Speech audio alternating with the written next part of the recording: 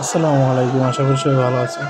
তো আপনারা দেখতেই পাচ্ছেন যে ঢাকার যে সোহরাওয়ার্দীর মধ্যে যে মিজান রহমান আজহারী এবং যে আহমদুল্লাহ হক আর অন্যান্যদের অনেকেই ছিল সেখানে।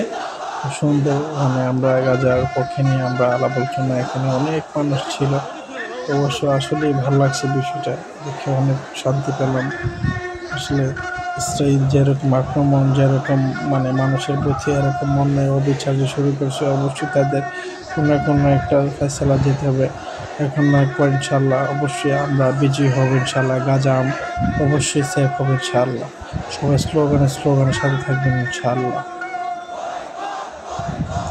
আজকের এই ইতিহাস যেন পুরো বিশ্ব জানে, পুরা পৃথিবীতে যেন ছড়িয়ে যায়।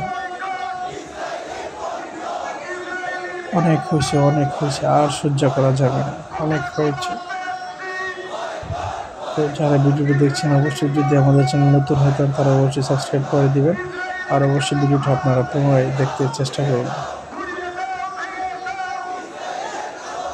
সোহরাওয়ার্দী জায়গার মধ্যে লক্ষ লক্ষ হাজার মানুষ এখানে উপস্থিত হন। আল্লাহ সব কিছু মালিকের কেরামতি দেখাচ্ছে। অবশ্যই তাদের ধ্বংস খুব নিকটে যা শুরু করছে। এগুলো ভাই সহ্য হয় না, সহ্য হয় না। কি ইতিম বাচ্চাগুলোর কি নির্মমভাবে তারা হত্যা করছে। মালিক,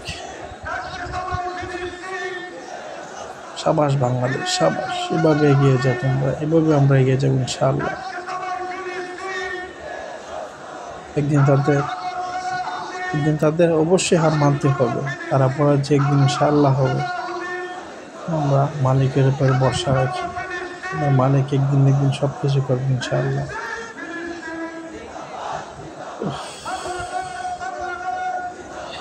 চিত্রগুলো যখন চোখের সামনে ভেসে ওঠে আসলে খুব খারাপ লাগে। সহ্য করার মতো না আসলে এগুলো। বাংলাদেশ, লাখ লাখ মানুষ, আল্লাহ সকলকে আপনি হেদায়েত দান করেন। আর অবশ্যই মালিক গাজা এবং যে ফিলিস্তিন তাদেরকে আল্লাহ আপনি হেফাজত দান করেন। আর ইসরায়েলকে অবশ্যই আল্লাহ হেদায়েত দান করেন, তাদের বোঝার মতো তৌফিক দান করে দিন। অত্যাচারে তাদের জীবনটা অতিষ্ঠ হয়ে গেছে। মালিক।